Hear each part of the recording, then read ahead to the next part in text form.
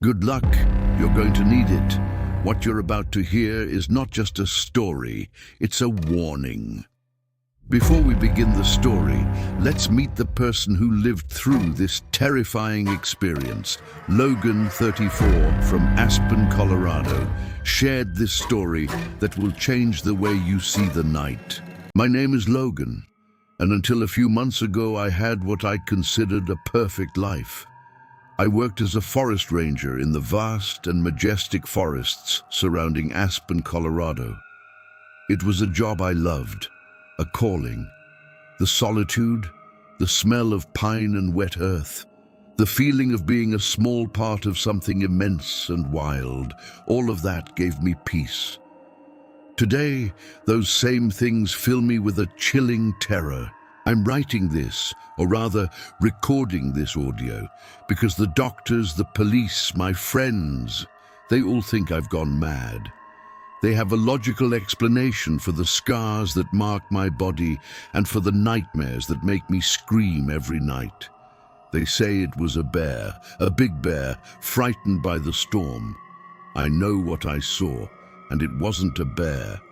Bears don't smile at you before tearing your flesh. It all started on a Thursday night in late autumn, one of those torrential rains that seemed to want to drown the world. The sky was a heavy, dark grey, and the rain fell in such thick curtains that you could barely see a few meters ahead. I was on my shift, doing a routine patrol on the North Trail, a more remote area rarely visited by tourists. Protocol dictated avoiding patrols in extreme conditions, but there was an alert about poachers in the area, and I was stubborn. I thought I knew that forest like the back of my hand. What a mistake. The sound of the rain hitting the hood of my Jeep was constant, a noise that normally calmed me. But that night, there was something different in the air. A tension, an electricity that wasn't just from the storm. My radio was malfunctioning, hissing with static with every lightning bolt that cut across the sky. Base for Logan, listening, communication is terrible. Return as soon as you can. Over. Sarah's voice, the operator, barely reached my ears. I tried to answer, but only got noise in return. I decided to continue a little further, just to the end of the main trail, and then I would return. That's when I saw it. Through the soaked windshield, the Jeep's lights illuminated something in the middle of the dirt road. An animal, large, fallen. It looked like a deer. I turned off the engine, the sound of the rain becoming even more oppressive. I grabbed my most powerful flashlight and an umbrella, though I knew it would be useless against that downpour. When I got out of the vehicle, the cold hit me hard. I approached cautiously. It was indeed a deer, or what was left of it. The animal was mangled. It wasn't the work of hunters. The cuts were brutal, savage. Pieces of flesh and organs were scattered in the mud. But the strangest thing was the way the carcass had been opened. It looked like something had sunk claws into its chest and simply ripped it in half with superhuman force. A shiver ran down my spine, a primal instinct screaming for me to get back in the Jeep and get out of there. That's when I heard it. Above the noise of the rain, a low sound, a sound of something crawling in the dense vegetation beside me. It wasn't the sound of a frightened animal, it was the sound of something heavy, deliberate. I raised the flashlight, the beam of light cutting through the darkness and the rain, and there for a second I saw a pair of eyes, yellow, shining with a cold, predatory intelligence. They weren't at ground level, where a wolf or a puma would be. They were high, too high. My heart raced. All my training, all my years of experience in the forest had told me this wasn't normal. The height of its eyes, it was the height of a man's, but the intensity, the brightness, it was purely bestial. "Hello? Is anyone there?" I shouted, my voice sounding pathetically weak against the storm. The only answer was the sound of the rain and the rustling that now seemed to move, circling around me in the darkness, always out of reach of my flashlight. The smell. That was the second thing I noticed. A strong, musky odor, like wet fur and old blood, invaded my nostrils. It was a predatory smell, dense and nauseating. It was stronger than any bear or cougar I'd ever encountered. I slowly backed away toward the jeep, never taking my eyes off the darkness. My foot slipped in the bloody mud around the deer, and I almost fell. The sudden movement seemed to provoke a reaction. The sound stopped.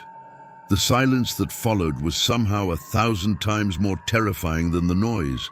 I knew with absolute terrifying certainty that I was being watched, hunted. Adrenaline surged through me. I reached the jeep's door, my hands trembling so much I could barely find the handle. When I finally opened it, I threw myself inside, slamming the door shut. I locked the doors, my panting breath fogging the glass.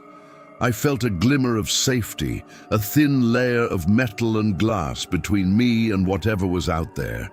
I turned the key in the ignition. Nothing. The engine coughed once and died. I tried again and again. Silence.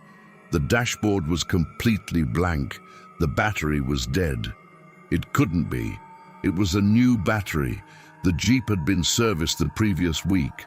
Panic began to bubble in my chest, hot and acidic. I was trapped in the middle of nowhere, in a violent storm, with something that was tearing apart deer and had demon eyes prowling outside.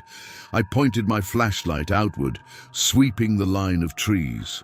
Nothing. Just the curtain of water and the dancing shadows. My mind was trying to rationalize. Maybe a short circuit caused by the rain. Maybe the animal was just an abnormally large, disoriented grizzly bear. But I couldn't shake the image of those eyes. That height, that intelligence. I was trying to calm my racing heart when a violent impact struck the passenger side of the Jeep. The vehicle rocked with the force, and a sound of metal clinking echoed through the cabin. I screamed, an involuntary sound of pure terror. I pointed the flashlight in that direction, and what I saw made my blood run cold. On the passenger window, there were 5 long, deep claw marks scratched into the metal of the door. They were too long for a bear, and the impact mark, it wasn't from a paw.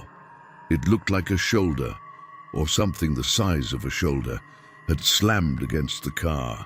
The creature was strong enough to rock a vehicle weighing almost 2 tons, and it was angry.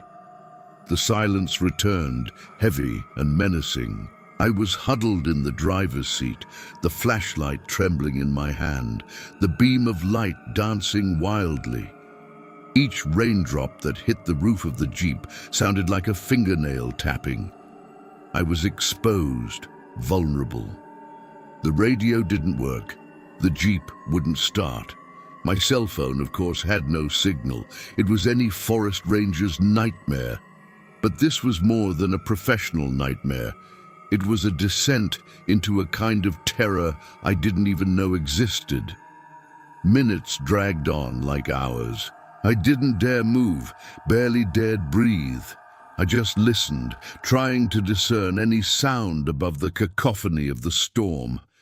And then came another sound, this time from the back of the Jeep, a scraping sound, slow, methodical. I turned sharply, pointing the flashlight at the rear window. There was nothing there, but the sound continued. It was as if long, thick fingernails were being dragged across the metal, testing, searching for a weak point. The sound rose up the side of the vehicle, passed through the roof, and descended to my side. I could hear it clearly now, just inches from my head, on the other side of the metal. A violent shiver shook me. It was like being in a sardine can while something hungry tried to break open. My mind refused to form a clear image of what was out there. It was self-defense, a way to protect myself from utter madness. A bear, I kept repeating to myself, it's a bear. A very large and very aggressive bear. But bears don't act like that. They attack and leave or try to intimidate and retreat. They don't study. They don't hunt with that sinister intelligence. Suddenly, a new impact, this time on the hood. I looked ahead and saw a huge dent in the metal, right in the center. The force required to do that was terrifying. And then something landed on the roof. An enormous weight, which made the Jeep sag slightly in its suspension and the metal roof crack under the pressure. I could hear its breathing, a deep, panting, rough breath high above my head. It wasn't an animal's breath. It had a rhythm, a pattern that was disturbingly human, but with a guttural, bestial depth that didn't belong to any creature I knew. I was in a trap. A metal trap that was slowly being crushed around me. Panic gave way to a different kind of fear, a cold, resigned fear. I was going to die there, in that Jeep, in that forest, and no one would ever know what really happened. I looked at the glove compartment. I kept a signal pistol in there for emergencies. It wasn't a gun, but it was the only thing I had. My heart pounding, I slowly reached out, trying not to make any sudden movements that might alert the creature on the ceiling. The sound of my own breathing was deafening in my ears. The weight on the ceiling shifted, and a sound of claws scraping the metal high above me made me freeze. He knew. He knew I was about to do something. My whole body was paralyzed with fear. The weight on the roof shifted again, moving toward the front of the Jeep. Through the top of the windshield, I saw a shadow leaning. It was a silhouette against the darkness of the night, enormous and barely defined by the incessant rain. I couldn't make out any details, just a mass of darkness that shouldn't exist. The sound of rough breathing was closer now, coming from the front of the car. And then a hand, or something that looked like a hand. It struck the windshield. It wasn't a paw. It had fingers. Long, thick, ending in dark, curved claws that looked like they were made of obsidian. The hand was covered in thick, dark fur, soaked by the rain. It struck again, harder. The glass trembled but didn't shatter. A guttural sound of frustration came from outside, a growl so deep it vibrated in my chest. The hand moved away, and the creature seemed to rise. For a moment, through the water running down the glass, I saw its face. It was just a glimpse, illuminated by a distant lightning bolt, but the image was burned into my retina forever. It wasn't the snout of a wolf, nor the face of a bear. It was a grotesque fusion of man and beast. The snout was elongated, but the forehead and eyes were almost human. The lips were pulled back, revealing dark gums and long yellowish teeth like daggers. And the eyes, those yellow eyes I had seen before, they stared at me. Not with the empty hunger of an animal, but with a conscious hatred, a malice that pierced my soul. It knew I was there, terrified, and it seemed to be enjoying it. At that moment, all my attempts at rationalization crumbled. That wasn't an animal. It was a monster, a demon straight out of folklore to haunt me. The creature let out a howl. It wasn't the howl of a wolf. It was taller, longer, and carried an agony and fury that echoed through the forest, overpowering the sound of the storm. It was the sound of a tortured soul in a monstrous body. The sound completely paralyzed me, overwhelming my senses, and then it began to attack the Jeep with total fury. Impacts rained down from all sides. On the hood, the doors, the roof. The metal screamed and writhed. The passenger side window finally gave way, shattering inward in an explosion of fragments. Rain and wind surged into the cabin. The musky, bloody smell became unbearable. I cowered against the driver's door, trying to get as far away as possible from the broken window. A long, dark claw slid through the opening, cutting through the air, trying to reach me. I could feel the wind of its movement on my face. I knew I had only seconds before it tore the door or broke another window. The flare gun. It was my only chance. With the hand that still obeyed my command, I opened the glove compartment with a single pull. The flare gun was there, along with 2 red cartridges. My hands trembled so much I almost dropped it. The creature roared outside, frustrated at not reaching me. A new, violent impact struck my door, denting it inward and causing the window to crack in a spiderweb pattern. Time was running out.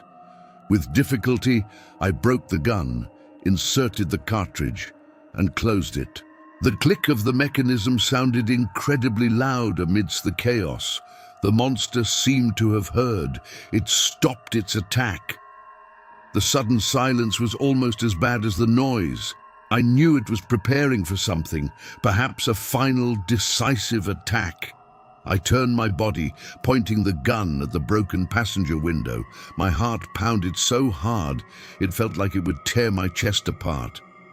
The darkness outside was almost total, but I could feel its presence.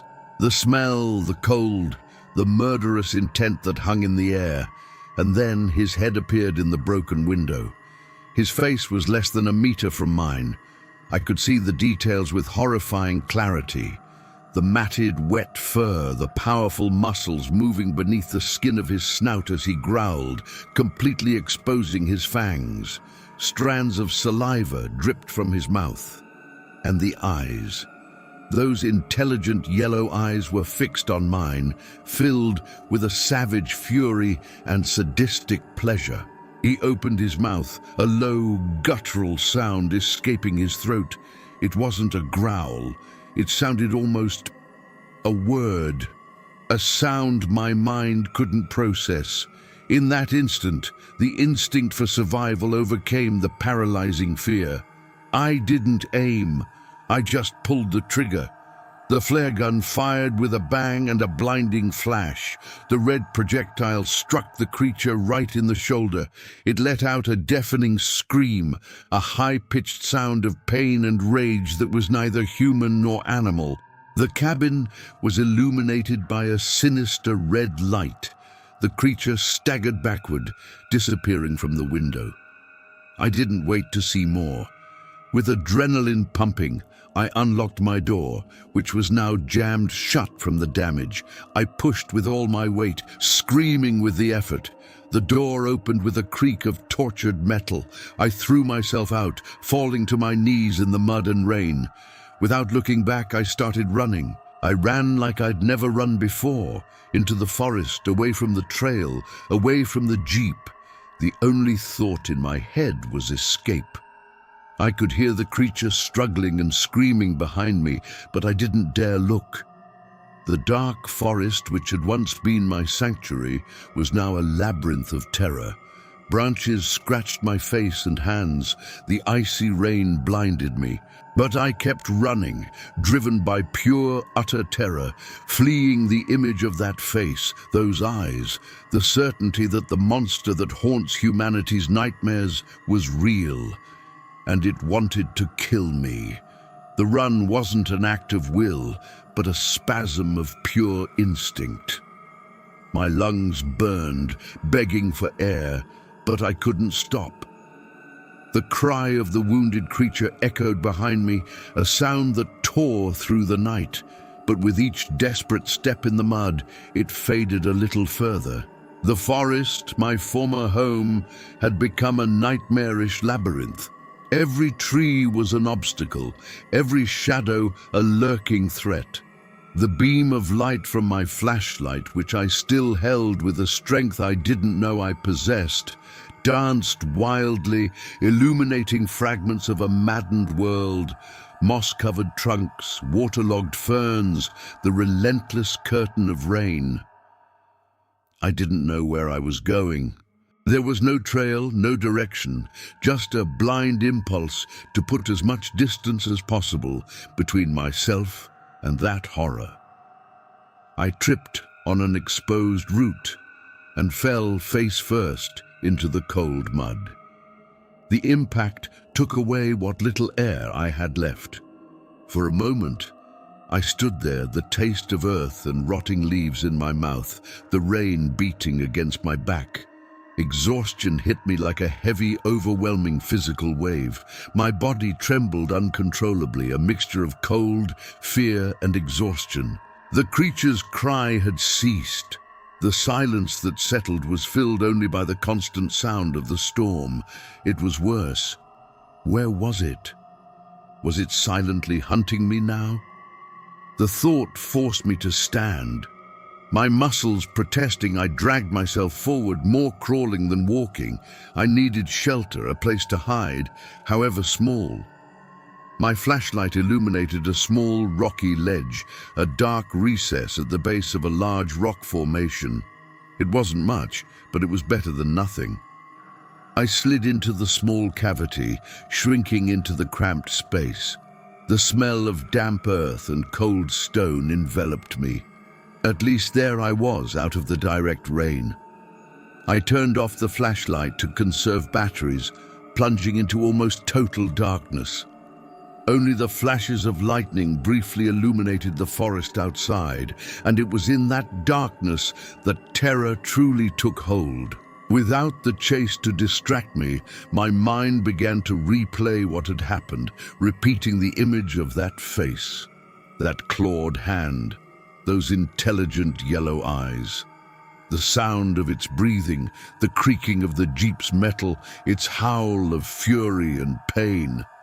It wasn't a bear. The phrase echoed in my head. It wasn't a bear. It wasn't a bear. Every snap of a branch, every murmur of the wind made me shrink back. I was defenseless. If it found me, it would be the end. The night dragged on for an eternity. The cold penetrated my wet clothes, reaching my bones. My teeth chattered incessantly. I began to feel the wounds from my escape. The scratches burned, a throbbing pain in the ankle I had twisted in the fall. But the physical pain was nothing compared to the mental terror. I was alone in the darkness, with the memory of a monster and the certainty that he was still out there. At some point, between trembling and fear, exhaustion won and I passed out, falling into a restless, dreamless sleep, my body finally succumbing to the trauma. I awoke to the light, a faint grey light, the first sign of dawn, filtered through the curtain of trees. The rain had lessened to a fine, icy drizzle. My whole body ached. I was stiff, frozen, and every muscle protested when I tried to move. The silence of the forest was profound, broken only by the dripping of water on the leaves. The terror of the previous night was still present, but now it came accompanied by a desperate clarity. I had survived the night. But what now? I was miles from any known road, without food, without communication, with an injured ankle. And the creature? Was it out there, wounded, waiting? The idea of leaving my small shelter was terrifying, but the idea of staying there and freezing to death was more immediate. I forced myself out. The forest by day was almost as intimidating as the one at night. The trees seemed to watch, the shadows concealing unknown dangers. I began to walk, limping heavily, trying to keep a straight line, hoping to find a stream or a trail I could follow. Each snap of a branch beneath my feet sounded like thunder. I would stop, listen, my heart in my throat before continuing. After an hour, or maybe 3, time had lost its meaning, I found it. Not a trail, but signs of a search. Footprints that weren't mine, deliberately broken branches. Hope, an emotion I thought I'd lost, surged in my chest. "Help!" I cried, my voice hoarse and weak. "I'm here! Help!" I shouted again and again, using the last of my energy. And then I heard a response, a human voice. "We're listening, keep talking." Never in my life had a voice sounded so beautiful. I kept shouting, guiding them to me. Two uniformed men, colleagues of mine from the forest patrol, emerged from the trees. Their faces showed a mixture of shock and relief at seeing me. "Logan! My God, man, what happened to you?" said one of them, Mark, as he rushed to support me. I collapsed into their arms, relief leaving me breathless. "The Jeep! The creature!" I began to stammer. Calm down, man. We found the Jeep. You're safe now," said the other, David, wrapping me in a thermal blanket.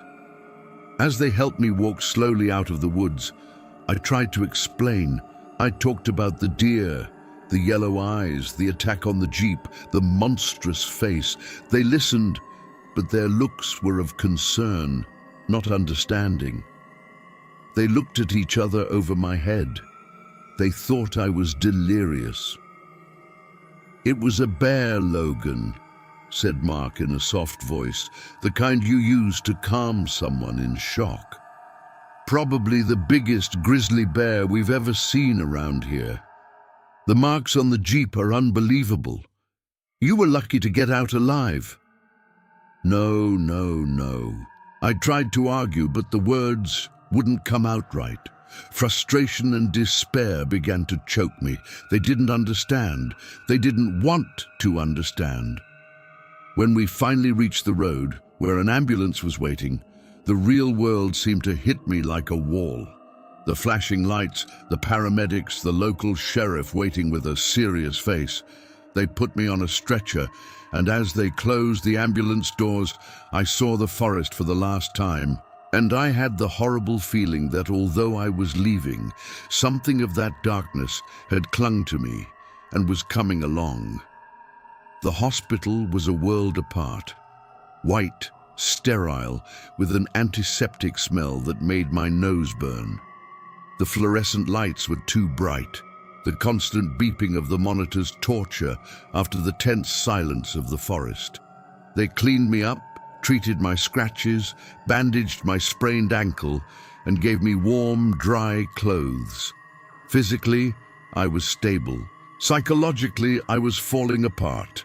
A kind-faced doctor, Dr. Evans, came to see me.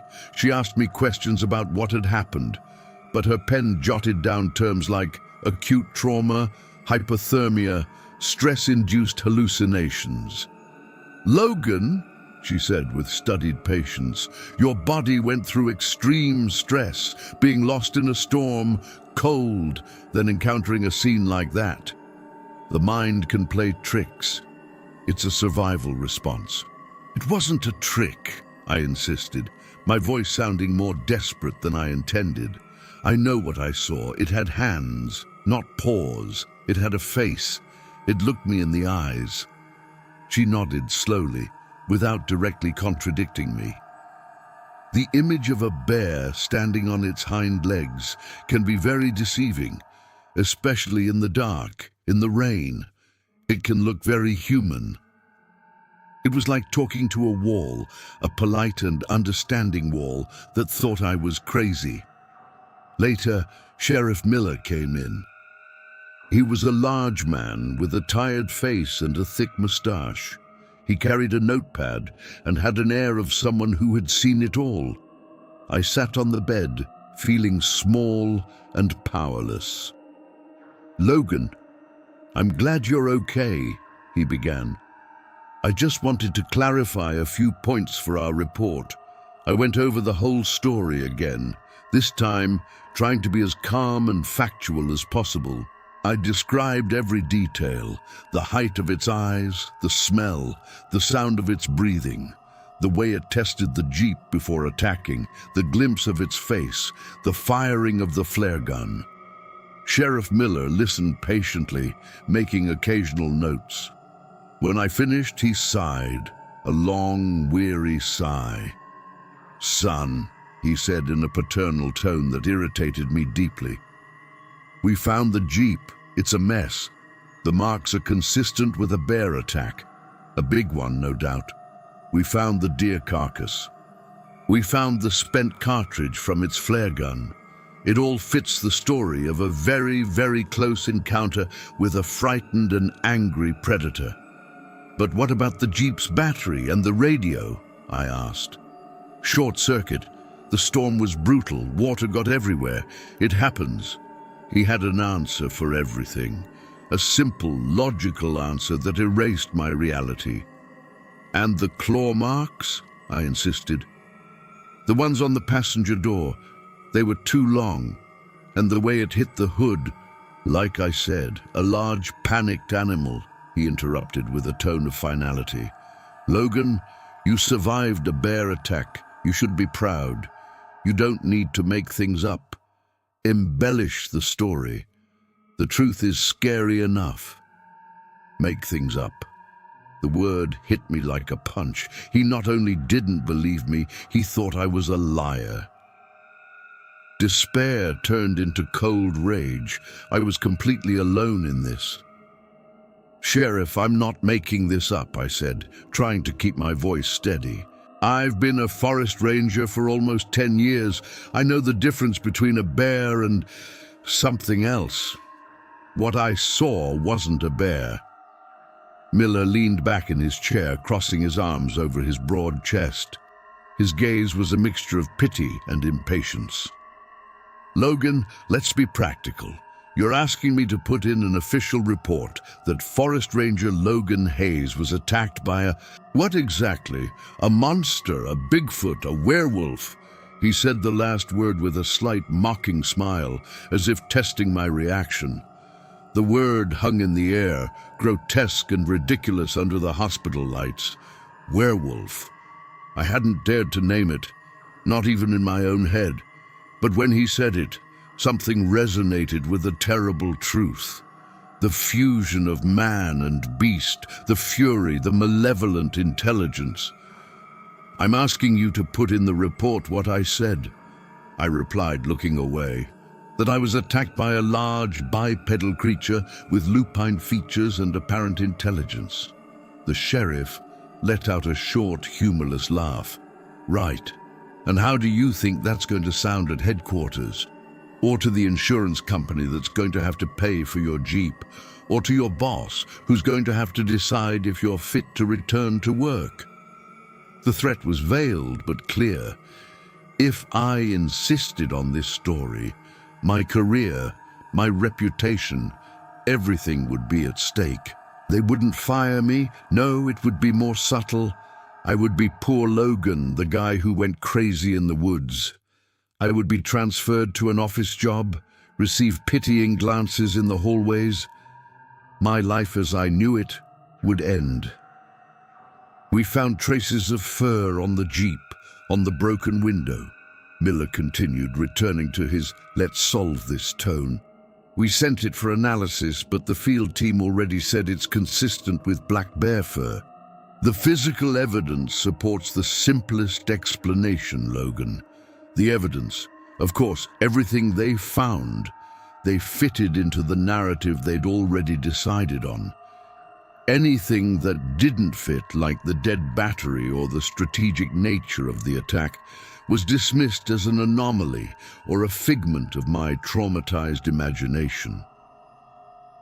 "And what did you find on his shoulder?" I asked suddenly. The sheriff frowned. "Whose shoulder?" "The creature's. I shot it with a flare, point blank. It has to have a mark, a horrible burn wound. You were looking for an injured animal? A bear with a burning hole in its shoulder?" Miller sighed, looking genuinely tired of the conversation. "We swept the area. We didn't find any trace of blood, other than what was around the deer and your Jeep. No sign of an injured animal. It probably ran away. But I knew it didn't.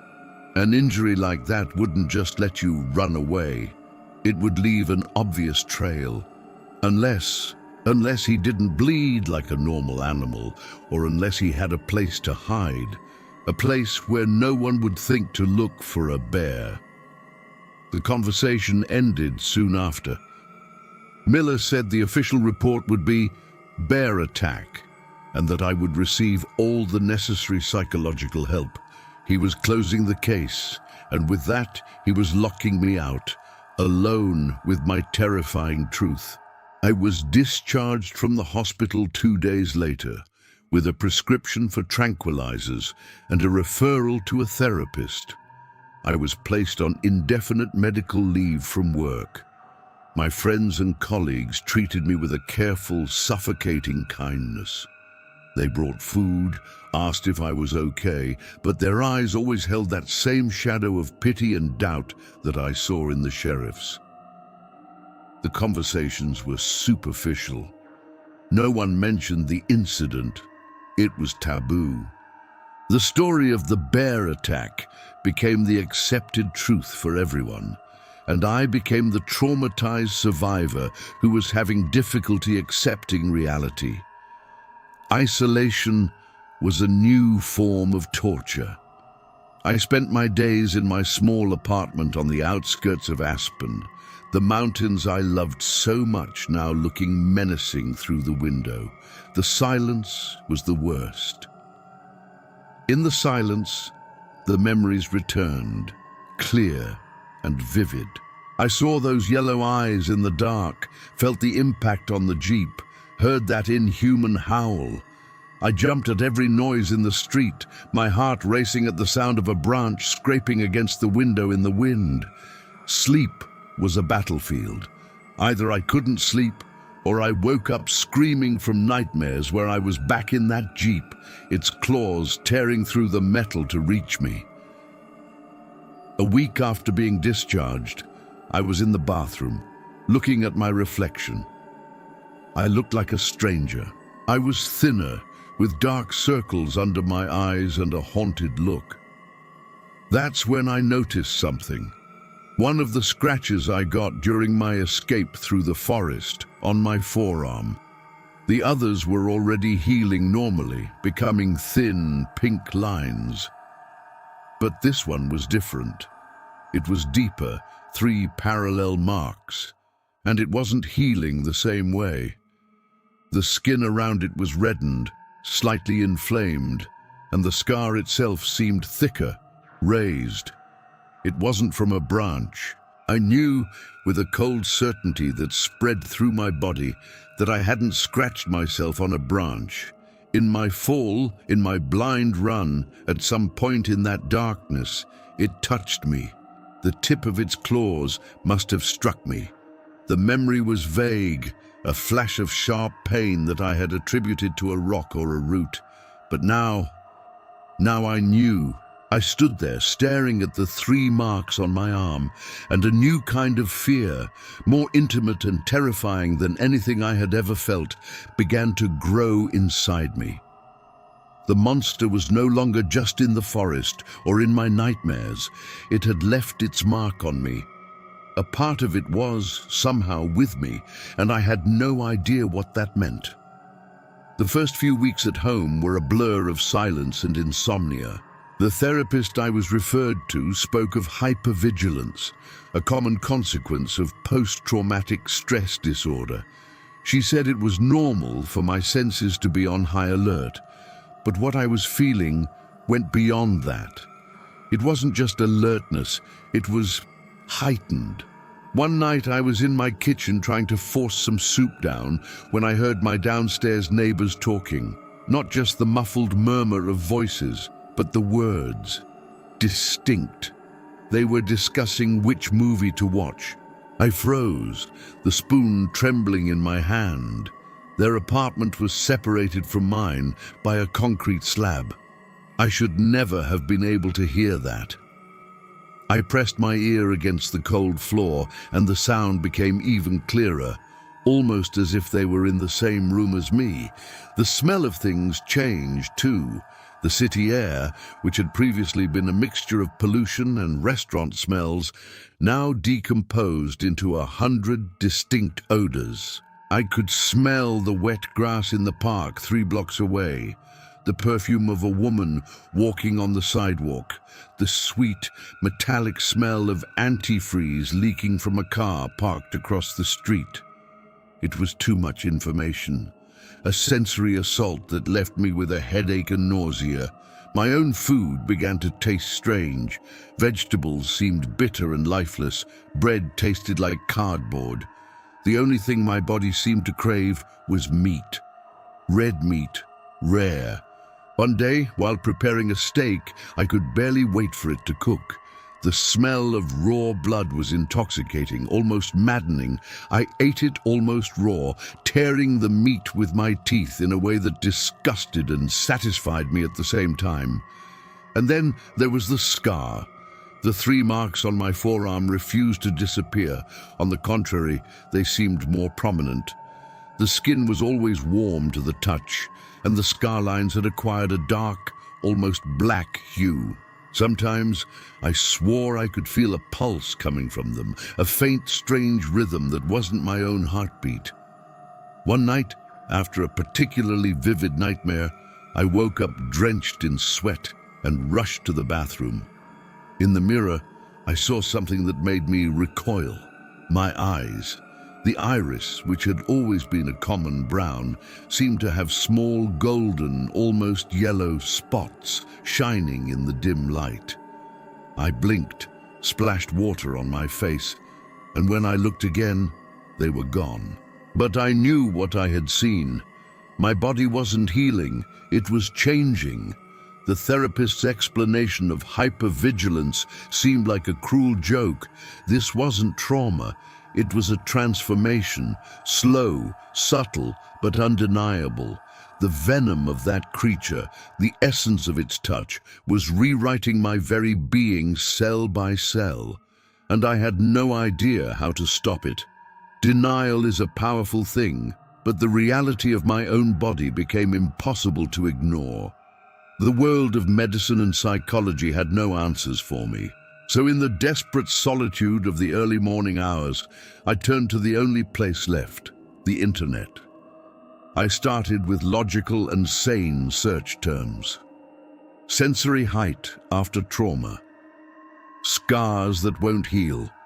Changes in eye pigmentation. The results were pages and pages about PTSD, neurological responses to stress, rare dermatological conditions. Nothing fit, nothing explained everything. My frustration grew, becoming a cold despair. On one particularly bad night, when the smell of some animal outside kept me awake for hours, I typed the words I had been avoiding. The words Sheriff Miller had spat at me with such disdain, symptoms of lycanthropy. The screen filled with RPG websites, horror movies, and skeptical articles. But digging deeper, past the first few pages of results, I found the dark corners of the internet. Occult forums, folklore archives, personal blogs written by people who claimed to be infected. And at first, I read with scorn. They were crazy, lonely people searching for an identity in ancient myths. But then, I started to see patterns. I began to read descriptions that were frighteningly familiar. An anonymous user on a forum with a 90s design described the infection not as a curse, but as a spiritual virus. He spoke of passing through a scratch or bite from an alpha. He spoke of the initial phase, the awakening of the senses, where hearing and smell become superhuman. He described an aversion to cooked food and a primal craving for raw meat. He spoke of rage, fever, unexplained outbursts of aggression, and he spoke of the eyes. The beast peers out through the windows of your soul, he wrote. You will see the gold beginning to leak out. Each word was a punch to the gut. I wasn't the only one. It wasn't just in my head. Another post, a supposed excerpt from an 18th century diary digitized, spoke of the first full moon after the infection. It described excruciating pain, bones breaking and realigning, the mind being subjugated by a pure, murderous instinct. "You won't remember anything," the text said. "You'll just wake up in a strange place, naked, covered in blood that may or may not be yours." I slammed the laptop shut, my heart pounding against my ribs. I looked at the calendar on the kitchen wall. There was a red circle around a date at the end of the month, the day of my scheduled return to therapy. But my eyes were drawn to the small pictogram next to the number. A full moon, 9 days to go. The fear I felt in the forest was the fear of an external predator. This new fear was infinitely worse. It was the fear of myself, the fear of what I was becoming. The monster was no longer out there. It was inside, growing, waiting for the moon.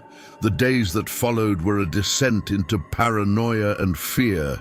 I tried to fight the changes, forcing myself to eat vegetables, listening to loud music to drown out the sounds of the outside world. But it was like trying to dam an ocean with my hands. Anger was the worst. It would rise out of nowhere, a wave of heat climbing my chest, triggered by the smallest things. A car honking loudly in the street, a telemarketer calling, the overly cheerful voice of a TV presenter.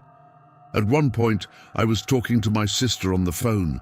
She was worried, suggesting that maybe I should consider voluntary hospitalization for a while, just to stabilize myself. The suggestion, though well-intentioned, lit a fuse inside me. "Stabilize?" I growled, the word coming out with a ferocity that wasn't mine. "Do you think I'm crazy? You have no idea. Nobody has any idea." I yelled at her, cruel and venomous words, accusing her of being like everyone else. I could hear the shock and hurt in her voice before she hung up. Then I looked at my reflection in the dark phone screen. My lips were pulled back over my teeth, my face contorted in a mask of fury. And for a second, I swear to God, my canines seemed longer, sharper. The real episode, the one that showed me I had lost control, happened a few days later. I had gone out for a night walk, trying to clear my head. The cool air helped soothe the constant fever that seemed to burn beneath my skin. As I passed an alley, a small dog, a terrier, began barking at me from behind a fence. Normally, I would have ignored it. But that night, the sharp, insistent sound pierced my skull. The rage came, instant and overwhelming. It wasn't just irritation, it was a predatory instinct. My vision narrowed, focusing on the animal. A deep growl vibrated in my chest, a sound I felt but couldn't control. I took a step toward the fence, my hands clenching into fists, my nails digging into my palms. The only thing on my mind was silencing that noise, forever. The little dog, sensing the change in my posture, stopped barking and began to whimper, retreating into the darkness of the yard. The sound of its fear broke the spell.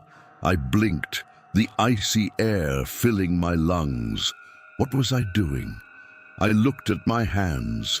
There were bleeding crescent marks on my palms, where my nails had pierced the skin. I ran back to my apartment, locked the door, and leaned against it, sliding to the floor, trembling. I almost hurt an innocent animal. No, too wanted it hurt. I wanted to tear it apart. The beast inside me wasn't just changing me physically anymore, it was starting to take control. It was leaking into the real world, and the full moon was getting closer and closer. I needed help, real help. And there was only one person who might have any chance of understanding me. My last hope was Sarah, the switchboard operator, the voice on the radio that night of the storm. We weren't close friends, but we'd worked together for years. She'd always been pragmatic, intelligent, and most importantly, she knew the forests and their stories. There was a side to her that didn't dismiss the inexplicable as quickly as others. I called her, my voice trembling, and asked to meet her. I suggested a cafe downtown, a neutral, public place. I needed the lights and the surrounding noise to feel grounded in reality. She agreed, but I could hear the hesitation in her voice. When I arrived, she was already there, sitting at a table in the corner, stirring a cup of tea. Her look when she saw me was one of shock. I knew my appearance had worsened. "Logan, are you okay?" she asked, genuine concern in her eyes. I sat down, my hands shaking, and tried to explain. I started from the beginning, but this time I included everything that had happened afterward. The sensory changes, the anger, the scar, the online research. The words came out in a desperate torrent. I sounded like a madman, I know. With each detail I added, I saw the worry on her face transform into something else, fear and pity. "Logan," she began, her voice low and careful, when I finally paused to breathe. "I listened to the recordings from your radio that night, and I heard the sheriff's reports. You went through hell. The brain does strange things to cope with trauma like that. Maybe what you found online, those forums, maybe you're just looking for an explanation that seems as big as the fear you felt." "No, Sarah, that's not it," I insisted, leaning forward. "It's real. I can feel it. I'm changing. The scar." I showed her my forearm. She looked at the 3 dark marks, but her face remained skeptical. "It's an ugly scar, Logan. Maybe it got infected. You should show this to a real doctor, not look up symptoms on occult websites." Her voice was the voice of reason. It was the same logic that Dr. Evans and Sheriff Miller used, and coming from her, it hurt more than from anyone else. She was my last chance. "The full moon is in 4 days, Sarah," I said, my voice a whisper. "I don't know what's going to happen, but I'm scared. I'm scared of hurting someone." It was the wrong thing to say. The fear in her eyes intensified. She leaned back subtly in her chair. She wasn't scared anymore. "Bime. I was scared of, I think you need more help than I can give you, Logan," she said, standing up. "I think you should call your therapist, or the sheriff. This is beyond me." She placed some notes on the table and left the cafe without looking back. I stood there, alone, the sound of the cafe fading into a distant hum. The last thread connecting me to my old world had been severed. No one would believe me. No one could help me. I was completely alone, with the beast growing inside me, and the moon continued to grow in the night sky. I returned to my apartment, feeling an emptiness that was almost a relief. The fight was over. The hope of being saved by the normal world was gone. Now, only the stark truth of my situation remained. I was a ticking time bomb. I sat in the darkness of my room, the calendar on the wall seeming to mock me. 3 days until the full moon. The fear was still there, but something else was mixing with it. A strange sense of clarity. If the normal world couldn't help me, I would have to look for answers in the abnormal world. My thoughts returned to the forest, to the creature, the alpha, the source of my illness. He attacked me, transformed me, and then disappeared. Why? Did he want to kill me? If he wanted to, he could have finished the job easily. He let me live. No, he let me infected, and he let me live. Was it on purpose? Was he creating more of his kind? The idea was repugnant, but it made terrible sense. As I thought about him, a new sensation began to manifest, a kind of tug, a slight pressure in the back of my mind, pulling me in a specific direction, north, toward the trail where it all began. It was like a distant, weak, but persistent beacon. Was he calling me? Or was it the beast within me sensing his proximity? Perhaps there was no difference. And with that sensation came another, the certainty that he knew. He knew the transformation was almost complete. He wasn't hiding from me. He was waiting for me. The hunt hadn't ended that rainy night. That was just the beginning of a new game, a game in which I was now an unwitting participant. I was the pawn, and he was the king. I went to the wall and tore the calendar page. I crumpled it in my hand. The therapy, the doctors, everyone's feigned concern, none of that mattered anymore. There were only two entities in this story now, me and him, the victim and the creator. I looked out the window at the crescent moon in the sky. It no longer seemed like a distant threat.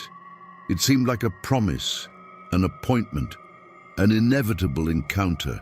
I could no longer run from what I was becoming, but perhaps, just perhaps, I could confront the one who made me this way. My fear hadn't disappeared, but now it was forged into something harder. Resolve. If I was going to turn into a monster, I wouldn't do it locked in my apartment like a frightened animal. I would go to the forest. I would find him. I would face my creator under the light of the full moon. And one of us wouldn't come out of that forest alive. There was nothing left for me in the city. The apartment, once my refuge, had become a cage. Every sound, every smell was a needle in my hypersensitive mind. The night after my encounter with Sarah, I packed a backpack. Not with survival supplies, but with tools for a confrontation. A large, heavy hunting knife, a small axe, the flare gun, and all the cartridges I had. They were pathetic weapons against what I was about to face, but holding them gave me a shred of control, a last vestige of the man I was. I grabbed the keys to my rental car. The patrol jeep was still in the police yard, a battered monument to my madness, and drove. I drove north out of Aspen, back to the same road that led to the trail where my life ended and this nightmare began. The further I drove, the stronger the pull became. It was an itch at the base of my skull, a fleshly compass guiding me back to my maker. With the sensation, anger also grew, a low, constant fire in my stomach. It wasn't the blind rage of before, but something more focused, a rage with a purpose, a directed hatred. The world through the windshield seemed different. The colors of the forest were more vivid, almost psychedelic. I could see the movement of small animals in the roadside vegetation, even at the speed I was going. The smell of pine and damp earth filled the car, even with the windows closed, overpowering the artificial smell of the vehicle's interior. The beast within me was awakening, excited to be returning home. I stopped the car about 1 kilometer from the start of the damaged trail, hiding it as best I could behind a dense group of trees. The rest of the way I would walk. When I got out of the car, the forest air hit me with full force. It was like plunging into an ocean of sensations. I could smell the decay under the leaves, the scent of ozone in the air that promised rain later, the smell of a squirrel's nest in a tree 50 meters away. And beneath it all, faint but unmistakable, was the musky, old blood scent of my maker. He was near. The adrenaline began to pump, but it wasn't the fear of before. It was anticipation. A part of me, the part that was still Logan, was terrified, but another part, the part that was growing, the beast, was eager. It wanted the confrontation. It wanted to find the alpha. I started walking down the trail, my heavy backpack on my back. Night was falling quickly, and the shadows lengthened, transforming the forest into a place of strange and menacing shapes. But I was no longer afraid of the dark. The darkness now seemed like an ally. I felt I could see in it that I belonged to it. I was returning to my birthplace and at the same time to my grave. The night before the full moon was the longest of my life. I didn't set up camp. I didn't light a fire. I simply found a high point, a small clearing not far from where my jeep had been attacked, a place that gave me a clear view of the sky and the surrounding forest. I sat with my back against a rock, the axe beside me, the knife in my hand. The tug in my mind had become a throbbing, constant headache. He was here.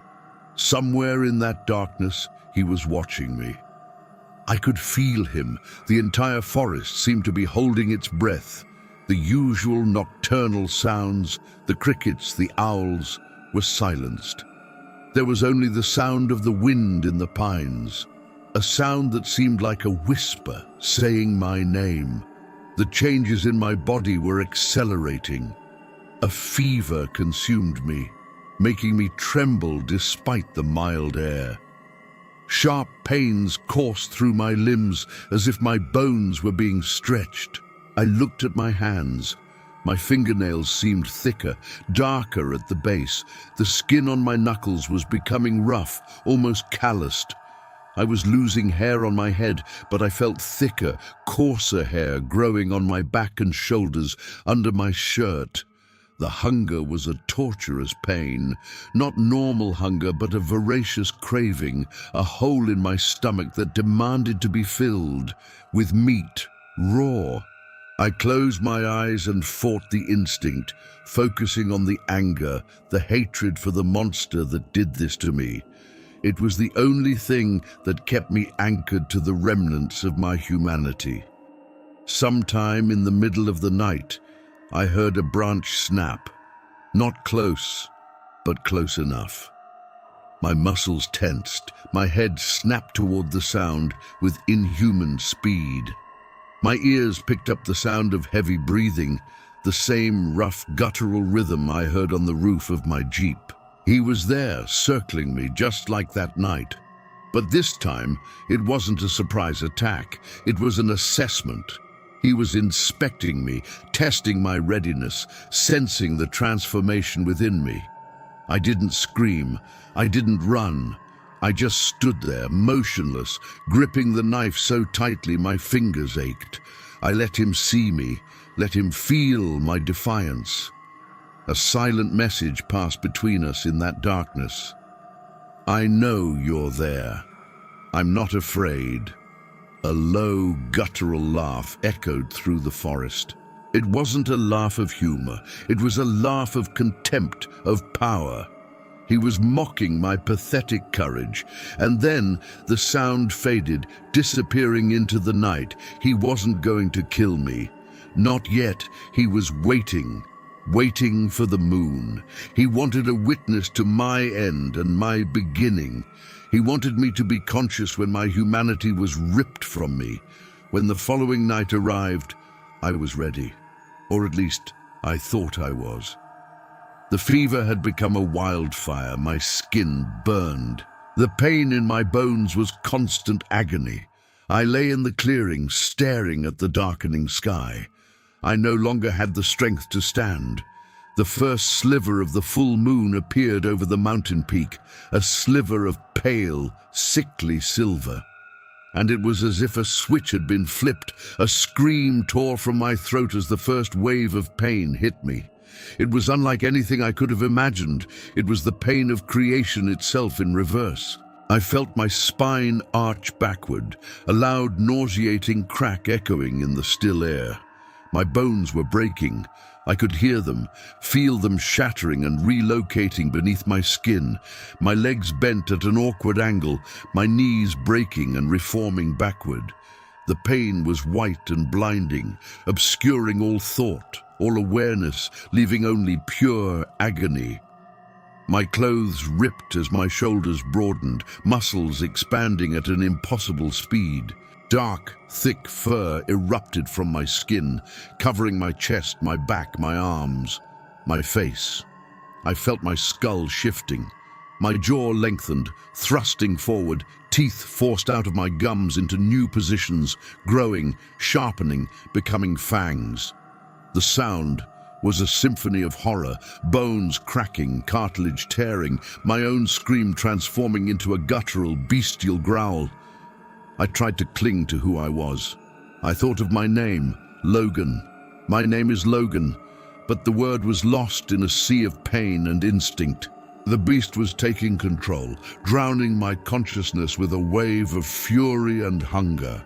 My vision shifted. The world, blurred by pain, suddenly became clear. Colors faded, replaced by a spectrum of grays, blues, and silvers.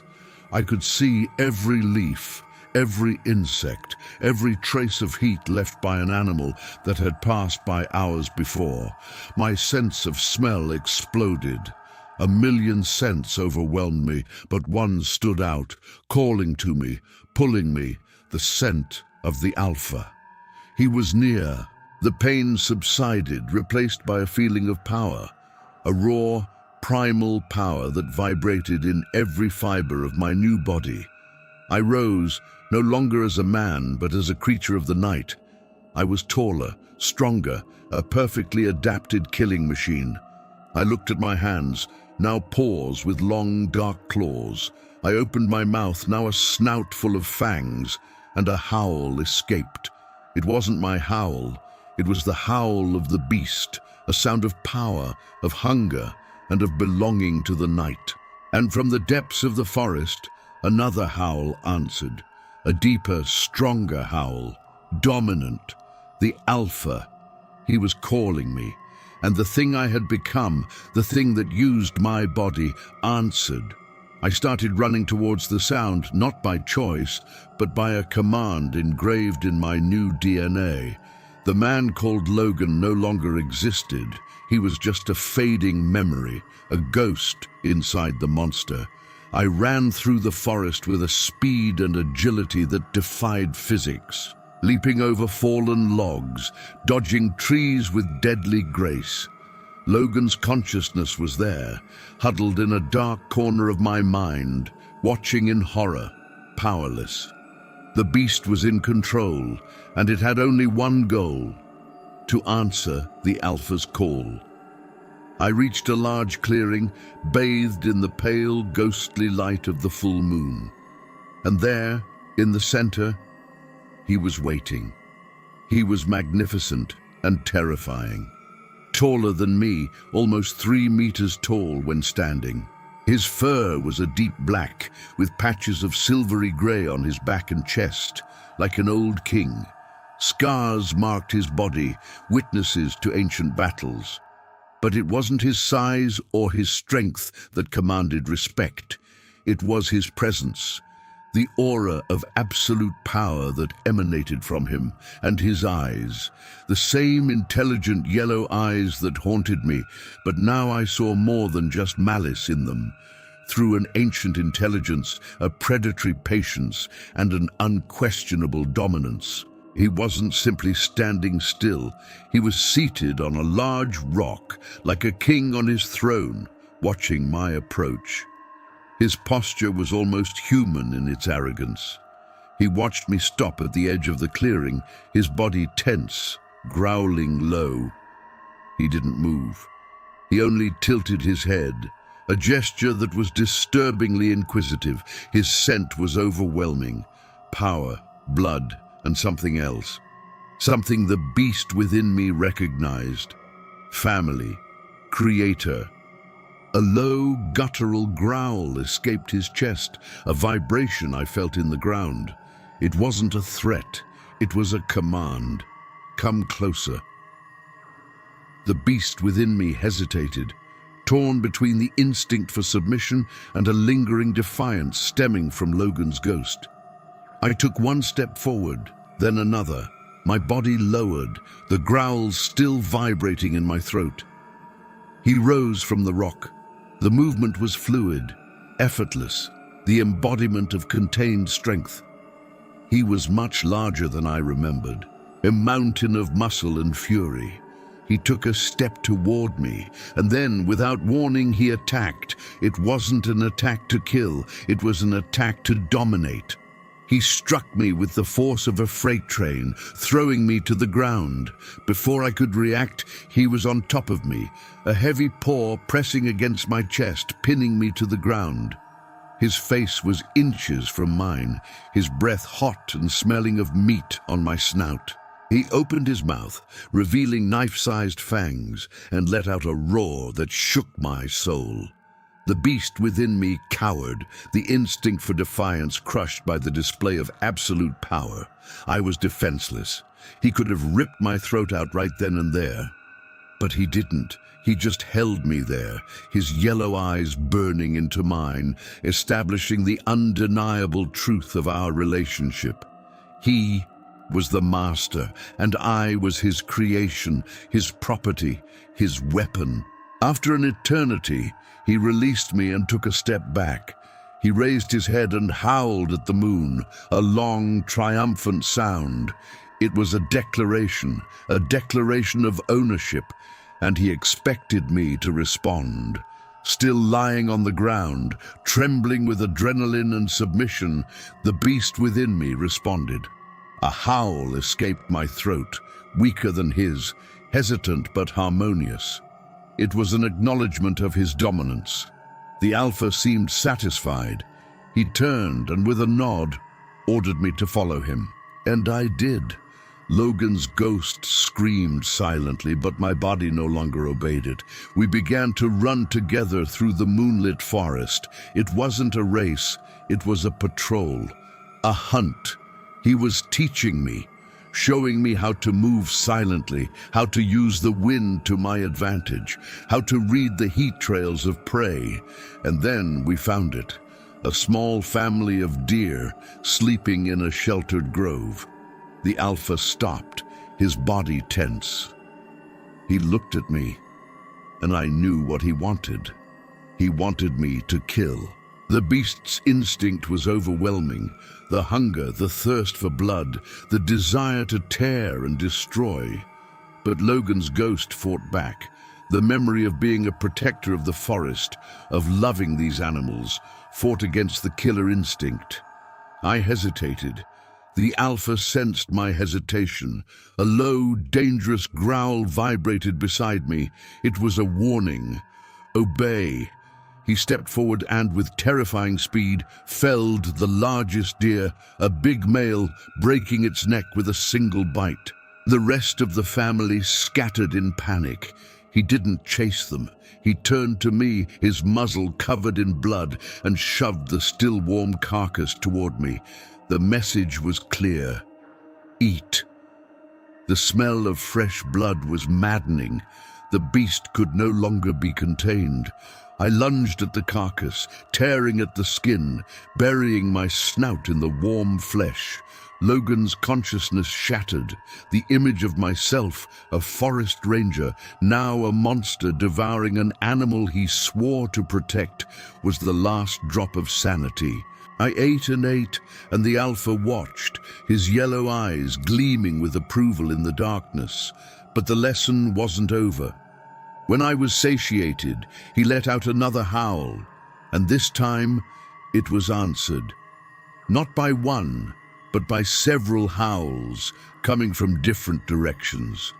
They were approaching, others like us, his pack. He didn't attack me that night to kill me. He didn't turn me to punish me. He was recruiting. He was building an army. And I was the newest soldier. The terror I felt in that moment was unlike anything that had come before. It wasn't the fear of death or pain or of becoming a monster. It was the fear of having survived only to become a pawn in someone else's nightmare. I wasn't free. I had merely traded one cage for another, and as the other pack members emerged from the shadows, enormous, terrifying creatures of fur and fangs surrounding me, inspecting the new recruit, I understood the ultimate truth. The attack on the Jeep wasn't the end of my story. The transformation wasn't the climax. That was all just the prologue. The real horror was only beginning. The sunrise was an agony that mirrored the nights. The daylight, which had once brought hope, was now torture. When the first rays of sunlight touched my monstrous skin, it was like acid. My strength began to abandon me, and the pain returned with vengeful violence. The reverse transformation was as brutal as the first. I felt my bones breaking again, realigning themselves into their human form. The snout recoiled against my skull, a crushing pressure that made me scream. The thick, rough fur seemed to burn and retreat into my skin. I fell to the forest floor, naked and trembling, my human body weak and fragile. The last thing I saw before fainting was the pack around me, each of the monsters going through the same agony, their bodies writhing and shrinking under the morning light. I awoke hours later. The sun was high in the sky. I lay on the cold earth covered in dried blood, the blood of the deer and mud. My whole body ached with a deep, muscular pain, as if I had been beaten. And I wasn't alone. Around me, in the clearing, were the other people. There were about 8 of them, men and women of various ages. They were dressed in rough, worn clothes that must have been left nearby. They sat in silence, some cleaning knives, others eating dried meat. They were just people. A woman with grey hair and a tired face looked at me and threw a pair of trousers and a shirt in my direction. "Get dressed," she said, her voice hoarse, emotionless. I put on the clothes, my body protesting with every movement. I looked at those people, trying to see the monster behind the human eyes. I saw a young man with an empty stare, an older man with a long scar on his face, the woman who gave me the clothes. They were outcasts, exiles, people who, like me, had been ripped from their lives. Were they prisoners, or were they volunteers? The horror of the situation hit me in a new way. Those terrifying monsters that roamed the night were, during the day, ordinary, broken people. The monstrosity didn't disappear with the sun. It merely hid behind human faces, making everything even more grotesque. And then I saw him, the Alpha. He emerged from a rustic cabin I hadn't noticed before, hidden among the trees. In his human form, he was perhaps even more frightening. He was a tall man, around 50 years old, with neatly cut grey hair and an imposing physique. There was an intensity in his blue eyes, cold as ice, that betrayed the yellow demon that inhabited them at night. He wore fine clothes, canvas trousers, and a flannel shirt, looking more like a wealthy landowner than the king of a pack of monsters. He walked towards me, and the rest of the pack fell silent, their eyes lowered. His power over them was absolute, even under the sun. He stopped in front of me, looking me up and down, and on the side of his neck, protruding from the collar of his shirt, I saw the scar, an ugly, round burn mark, unmistakably left by a flare gun. It was him, no doubt about it. "Welcome to the family," he said, and a cold smile touched his lips. "The hard part is over." He led me away from the others for a walk in the forest. His name, he said, was August, and he spoke not like a monster, but like a CEO, a general, a charismatic and controlling leader.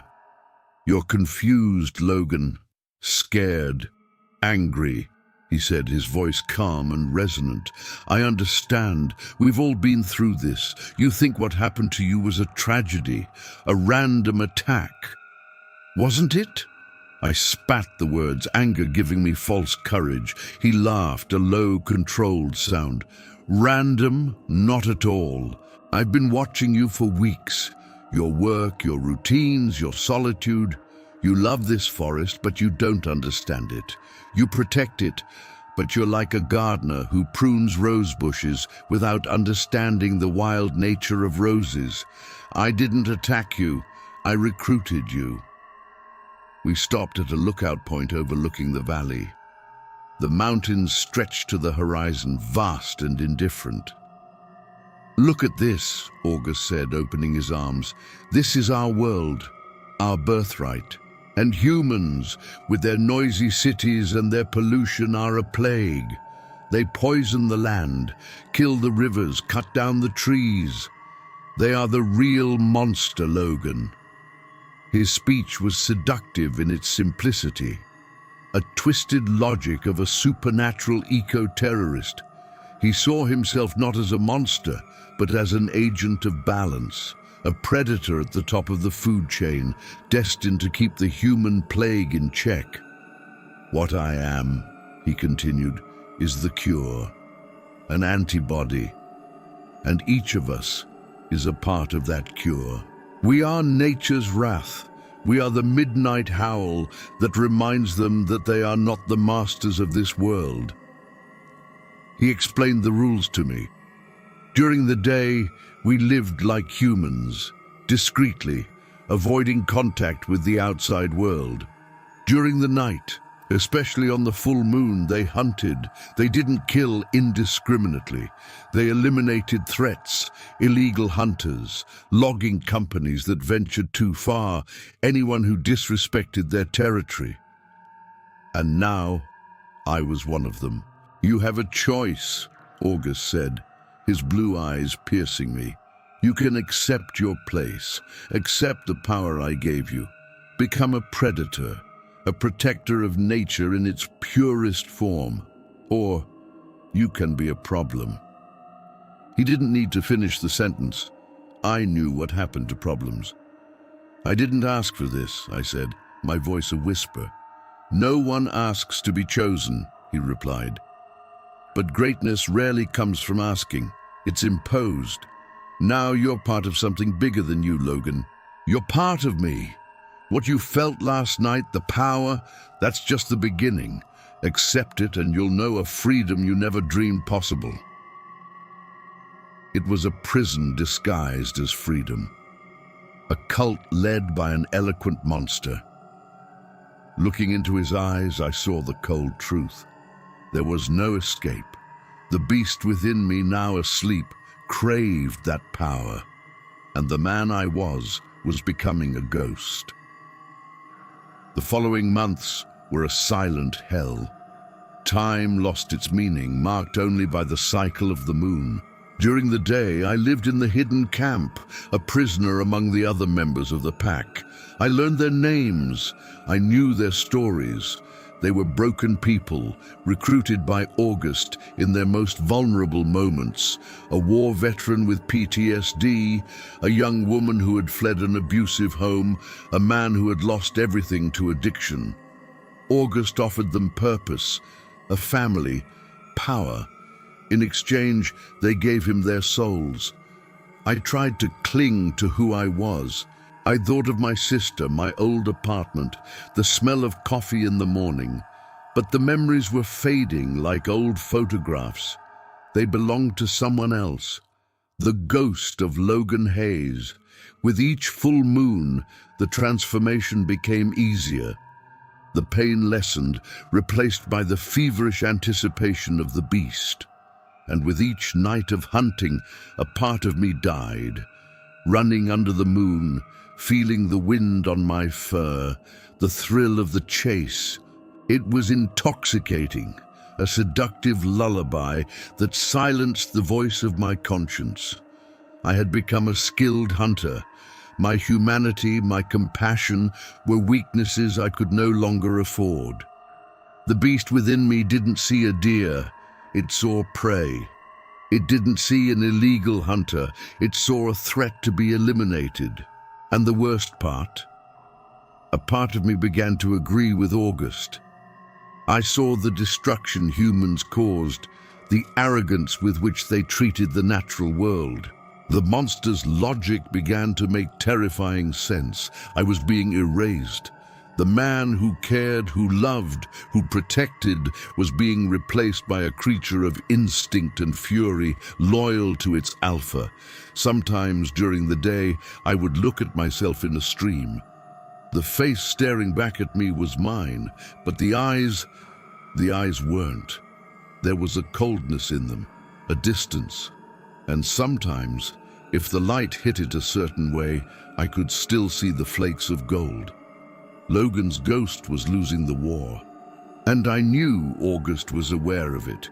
He watched me, satisfied, as I slowly surrendered to the inevitable. I was becoming exactly what he wanted, a perfect weapon without a conscience to get in the way. The final test came at the start of winter. Snow blanketed the forest, muffling all sounds. A group of 4 college students seeking adventure ignored the closed trail signs and ventured deep into our territory. August saw them not as naive youths, but as an infection, a violation. On the full moon night, he gathered the pack. The snow glistened in the moonlight, transforming the world into a scene of ghostly, deadly beauty.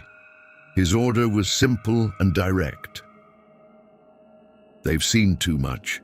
They've smelled us. They can't leave here," his voice said, projected not in words but in thoughts, a communication I now understood perfectly in my beast form. "Hunt them down. Leave no trace." The rest of the pack howled in agreement, bloodlust gleaming in their eyes. But something inside me broke. Hunting animals was one thing, eliminating armed threats was another, but those students, they were innocent. They were children. Logan's ghost, whom I thought was dead, screamed in a final act of defiance. He reminded me of my oath as a forest ranger, to protect the innocent, to protect the forest and all who enter it. The pack began to move, spreading through the forest, surrounding the distant campfire of the students. And I stayed behind. August turned his massive head toward me, his yellow eyes narrowing. "What are you doing?" The question echoed in my mind. The answer came from the ghost, not the beast. "No." A deep, dangerous growl escaped August's chest. "This is not a choice. It's an order." But the sight of those young people laughing around the campfire, innocent of the terror that surrounded them, gave me the strength I needed. It was a chance, the last chance, to choose who I was, a monster or a man. I turned, not toward the students, but away, running in the opposite direction. I broke the order. I defied the Alpha. August's furious howl behind me was the most terrifying thing I had ever heard. He was no longer giving me orders. He was sentencing me to death. The hunt had changed targets. Now the pack, my family, was hunting me. I ran through the snowy forest, not as a predator, but as prey, exactly as I had been on that first rainy night. The story had come full circle, bloody and perfect. I don't know how much time I have left. They're close. I can hear them. The howl. It's closer now. I managed to lose them for a while. The beast inside me. It helped me survive. Ironic, isn't it? The part I hate most is the only reason I'm still alive. But August, he hurt me badly. In the fight, I challenged him, and he showed me what happens when you challenge a god. I'm bleeding heavily. I'm hiding in an old bear cave. The smell here is strong. Maybe it will mask them for a while. I'm recording this because somebody needs to know. It's not a myth. It's not a campfire story. It's real. There's an army of nightmares hiding in the forests of this country, led by a monster that looks like a man and thinks like a demon. He's not just hiding, he's building something. He believes he's saving the world, and he'll destroy anyone who gets in his way. Nobody believed me. The sheriff, the doctors, Sarah. Maybe now, if they find this, they'll believe me.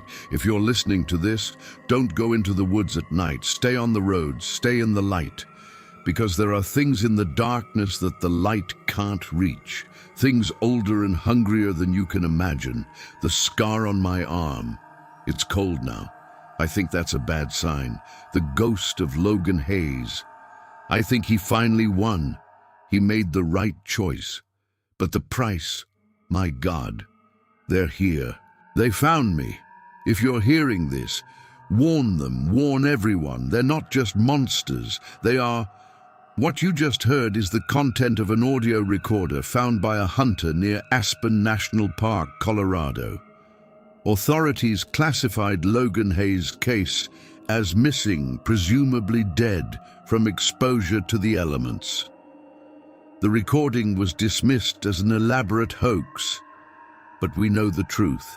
If this story made you look over your shoulder, if it made you question the sounds coming from the forest at night, then don't forget to leave your like to show that Logan didn't die in vain. Comment below with your theory. What is August planning? And share this account with those who need to hear the truth. Subscribe to the Mr. Nightmare Scares You channel and turn on notifications, because the darkness is full of stories and we're here to tell them. Until the next full moon, if there is one for us.